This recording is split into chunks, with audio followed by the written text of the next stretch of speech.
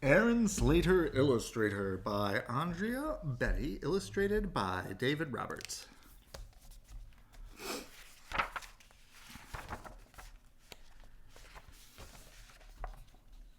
At the end of the garden, in the soft fading light, when the day turns to dusk and the dusk into night, the sweet scent of jasmine floats into the air to mix with the music of laughter.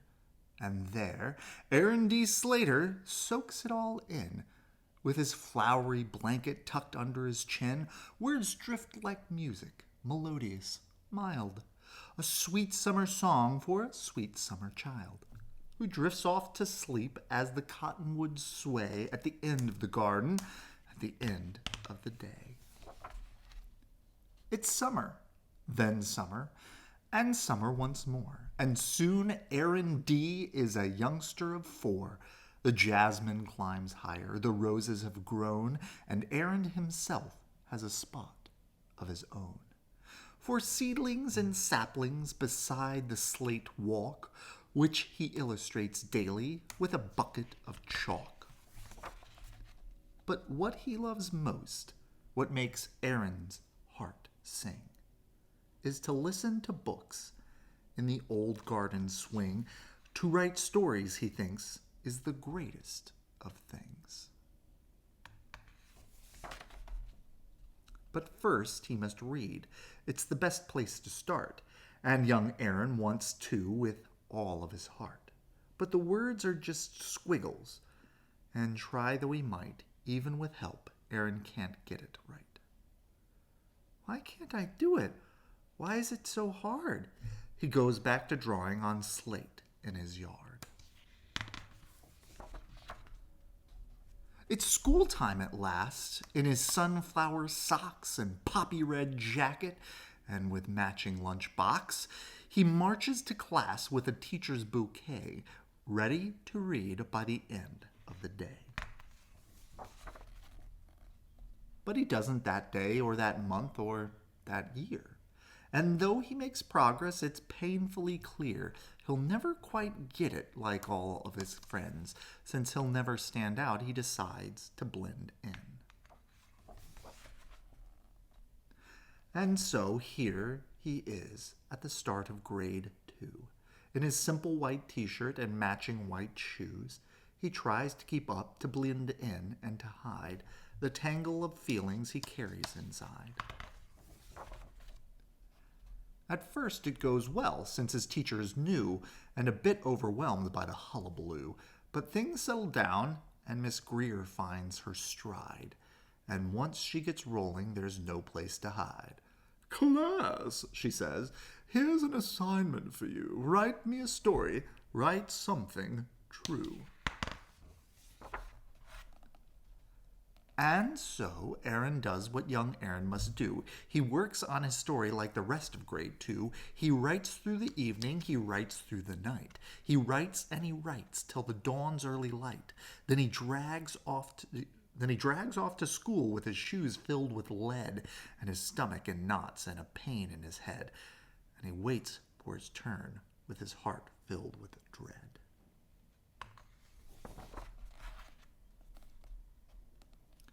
Miss Greer calls his name, and Aaron D. stands and unfolds the sheet in his trembling hands.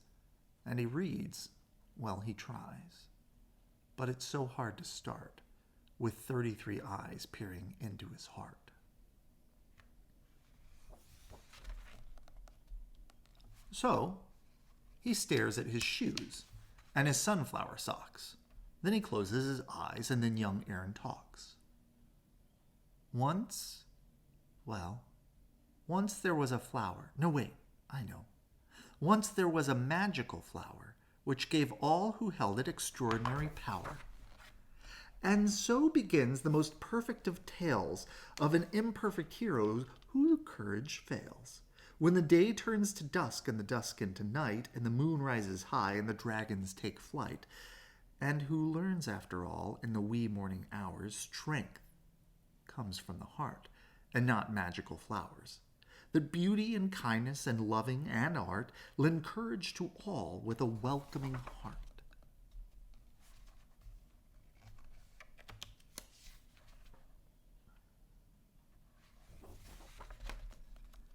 And when the quest ends, and the sweet flower dies, and the students all gasp, and Miss Leela Greer cries, the silence that follows rattles his heart. He tries to say something, but where could he start? He turns in a paper with no words at all, then blinks back a tear and escapes to the hall, where Miss Leela finds him by the slate-colored wall. Time stops for them both, the teacher and boy. His heart fills with anguish, and hers fills with joy at the soul of this artist, courage and true. She smiles and whispers, "Aaron, thank you." When she leaves, Aaron stands there a very long while, and then slowly, so slowly, he begins to smile. And he feels like he does with those books in the swing, as a new hope inside starts to make his heart sing. He knows he can do the greatest of things in a way that's his own, in a way that's just his. He can stand out and show the whole world who he is.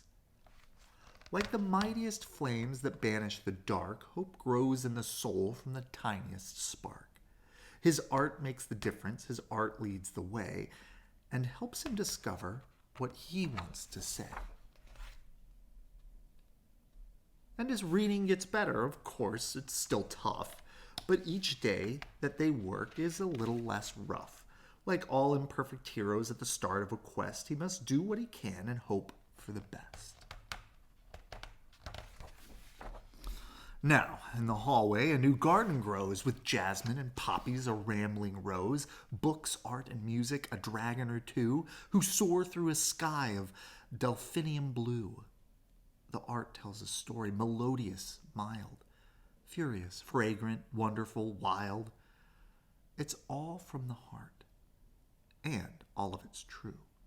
For Aaron, Miss Greer, and the kids of grade 2, it's a place full of beauty for one and for all.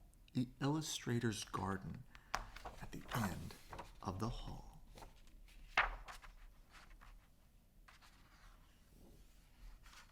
Oh, wait, I want to read this.